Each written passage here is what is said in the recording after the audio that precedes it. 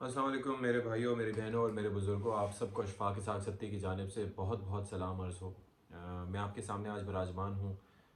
Basically ये जो एक अरसे के बाद हमारे वतन अज़ीज़ में और बिलख़ुसूस सूबा खैबर पख्तूनख्वा में जो दहशतगर्दी का इतना बड़ा वाक़या पेश आया है, वो भी जुमे के रोज़, और उसने ख़ाक व खून में न सिर्फ़ ये कि हमें नहला दिया बल्कि हमें झंझोड़ के रख दिया। और खैबर पख्तूनख्वा में भले जवान हों, भले अवाम हों, जितनी कुर्बानियाँ दहशतगर्दी के ख़िलाफ़ जंग में हमारे पख्तून और पश्तून भाइयों ने दी हैं, इतनी शायद ही किसी ने दी हों। दहशतगर्दी के ख़िलाफ़ जंग का हिस्सा बनने के बाद वॉर अगेंस्ट टेरर सबको याद होगी कि उसके बाद किस तरीके से हमने 140 से ज़ायद अरब डॉलर का नुकसान किया, अपने वतन का इंफ्रास्ट्रक्चर हमारा तबाह हुआ, दहशतगर्दी हमारे गली कूचों में जाकर फैल गई। और जिस तरीके से एक सर्ज शुरू हुआ था सन 2003-4 से दहशतगर्दी का, उसके अंदर हमने देखा कि यहाँ पर कराची में धमाके होते रहे, हमारे अहले तशी भाइयों की इबादत गाहों को किस तरीके से निशाना बनाया जाता रहा, इमाम बारगाहों में हमले होते रहे, मसाजिद की ताज़ीम व तकरीम मुतासर होती रही। किस तरीके से कोई जगह ऐसी नहीं थी, भले बाज़ार हो, भले कोई दफ्तर हो FIA का, कोई भी जगह, गर्ज ये कि कोई जगह ऐसी नहीं थी जो कि दहशतगर्दों के पहुंच से दूर हो। धमाके एक मामूल बन चुके थे और 2007 से 2000 लाल मस्जिद के ऑपरेशन के बाद उसमें एक तेज़ी आई थी। और पाकिस्तान अपनी तारीख़ के मुश्किल तरीन दौराहे पर उस दौरान रहा। फिर उसके बाद हमने ये देखा कि किस तरीके से एक तो पाक फ़ौज के मुख्तलिफ़ ऑपरेशंस थे जो कि स्वात से लेके वज़ीरिस्तान तक जारी रहे। ऑपरेशन राह हक हो, ऑपरेशन राह रास्त हो, ऑपरेशन राह निजात हो, ऑपरेशन रद्दुल फ़साद हो, इसके अलावा भी बहुत से फ़ौजी ऑपरेशंस किए गए। और उन ऑपरेशंस की वजह से हमने ये देखा कि काफ़ी हद तक अमन इन इलाक़ों में वापस लौटा। शुमाली वज़ीरिस्तान का जो ऑपरेशन था वो सबके ज़हन में होगा कि किस तरीके से वहाँ पर अमन व अमान की सूरत हाल को बेहतर बनाने के लिए वो ऑपरेशन एक कलीदी किरदार रखता था, और बिलाखिर वो ऑपरेशन भी किया गया। और आप ये देखिए कि स्वात आज सयाहत का गढ़ बन चुका है, और बल्कि कुछ अर्सा पहले तक सयाहत का गढ़ था। और एक वक्त ऐसा था कि स्वात के इलाके जब हम मटा, कबल, ख्वाजा खेला, शांगला इनका नाम लेते थे तो हम आपको दहशतगर्दों की कार्रवाइयों के हवाले से आगाह किया करते थे। मौलवी नेक मोहम्मद और मौलाना फजलुल्लाह और उनके रेडियो का नाम किसके जहन में नहीं होगा। उसके बाद बैतुल्लाह महसूद, हकीमुल्लाह महसूद और इस तरह के कई नाम और इस तरह के कई किरदार सबके सामने हैं कि किस तरीके से ये नाम पाकिस्तान को टेरराइज़ किया करते थे। और फिर एक ड्रोन हमलों का एक सिलसिला शुरू हुआ 2004 से लेके अभी कुछ अर्सा पहले तक, जो अमरीकी ड्रोन हमले थे जिसकी मैंने बारहा मजम्मत की, और जिसकी हुकूमत पाकिस्तान तो ऑन द रिकॉर्ड मजम्मत करती थी, लेकिन ऑफ द रिकॉर्ड जाके फिर किस तरह की बातें होती थी वो सबके सामने है, वो रिकॉर्ड का हिस्सा है कि किस तरीके से अमरीकी सफ़ीरों से किस तरह की गुफ्तगू की जाती थी। और यहाँ पर असम्बलियों में करारदादें मजम्मत के लिए पेश की जाती थी। जैकोबाद में किस तरीके से हमारी हुकूमतों ने वहाँ पर अड्डे दिए। लेकिन बहरहाल ये लेकिन वो जो ड्रोन हमले थे बहरहाल वो काउंटर प्रोडक्टिव थे, क्योंकि उसकी वजह से जहाँ पर एक अगर दहशतगर्द मारा जाता था तो वहाँ पर तकरीबन दर्जनों के करीब मासूम लोग भी, मासूम अफराद भी अपनी जानों से हाथ धो बैठते थे।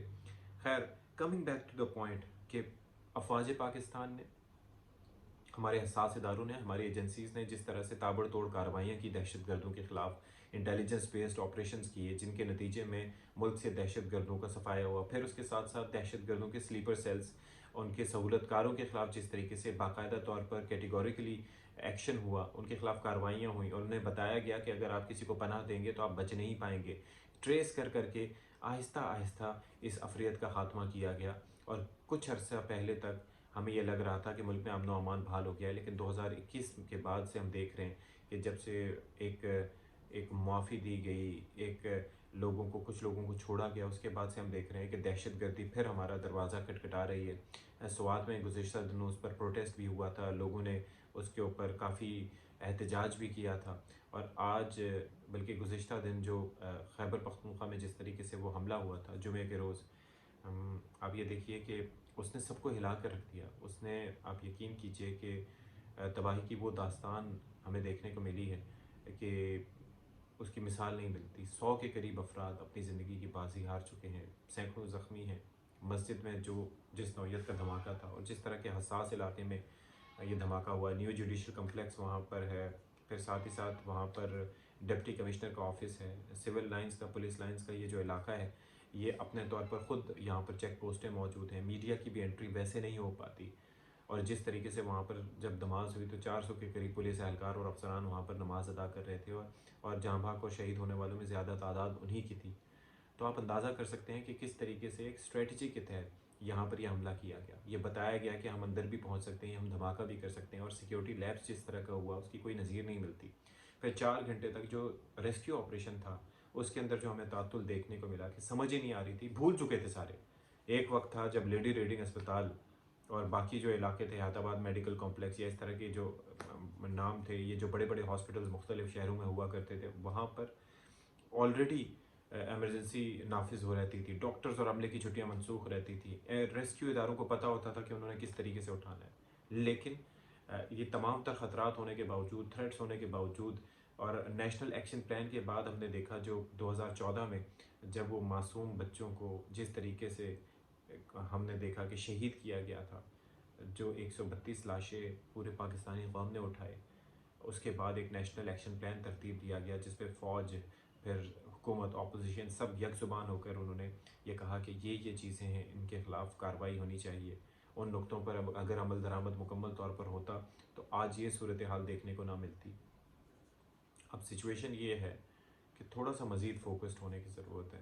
یہ واقعہ اللہ کرے کہ آخری ہو, ورنہ ہمارے شہر, ہماری عبادت گاہیں, ہمارے اسکول, ہمارے مساجد, کوئی ایسی جگہ نہیں ہوگی, بازار, جو کہ ان دہشت گردوں کے حملے سے محفوظ رہیں گے. اور انہوں نے ایک انٹری دے دی. سوال یہ نہیں ہے کہ یہ پولیس لائن میں کیسے پہنچا, سوال یہ ہے کہ پولیس لائن تک بھی کیسے پہنچا, وہاں پر بارود کیسے آیا, اس کے کون تھے اس کے ساتھی, کون تھے اس کے فیسیلیٹیٹر, اندر گیا تو پھر کیسے گیا, بارود لے جانے میں کامیاب کیسے ہوا, سیکیورٹی چیک پوسٹ سے کیسے کلیئر ہوا. آئی جی صاحب سے جب وزیر اعظم شہباز شریف نے پوچھا کہ وہ اندر کیسے گیا تو انہوں نے کہا کہ شاید وہ ممکنہ طور پر وہیں پہ ہو, کیونکہ 2000 خاندان وہاں پر پولیس لائنز میں رہتے ہیں. لیکن یہ بڑا حساس نوعیت کا سوال ہے. پھر اس کے بعد جو ہماری بارڈر ہے افغانستان کے ساتھ, اس کو مزید سیکیور کرنے کی ضرورت ہے, تھوڑا سا آنکھیں دکھانے کی ضرورت ہے. یہ جو ریفیوجیز ہیں ان کو تھوڑا سا ٹیکل کرنے کی, دیکھنے کی ضرورت ہے. پہلے تو ریفیوجیز تھے, اب آپ دیکھ لیں کہ افغانستان کی کرنسی بھی مضبوط ہے, افغانستان کے حالات بھی بہتر ہیں, تو we should let them go. اب تو افغانستان سے یہ جب انخلا ہوا تھا یہ امریکی فورسز کا, اس کے بعد آپ دیکھ لیں کہ ایک نئی جنریشن, ایک نئی بہت افغانستان سے یہاں پر آ کے بسی ہے, جس کے پاس ڈالرز بھی ہیں, جس کے پاس کیپیسٹی بھی ہے چیزیں خریدنے کی, وہ پراپرٹی خرید رہے ہیں وفاقی دارالحکومت میں, وہ روم اراؤنڈ کر رہے ہیں, وہ وہاں پر تجارت کر رہے ہیں, کاروبار کر رہے ہیں, دے آر ڈوئنگ گڈ. لیکن what about the people of Pakistan, Pakistani عوام کیا سہنے کے لیے ہیں کہ ڈالر 275 کا ہو جائے, سونا جو ہے وہ 2,10,000 روپے تولہ ہو جائے, پیٹرول 300 کا ہو جائے, اور اس کے بعد پھر دہشت گردی بھی ہو, یعنی کہ پیٹ میں روٹی نہ ہو اور دھماکے الگ ہو رہے ہیں اور عوام اس میں مارے جائیں. یہ کہاں کا انصاف ہے؟ ایسے نہیں چلنا چاہیے چیزیں. Stay tuned for more.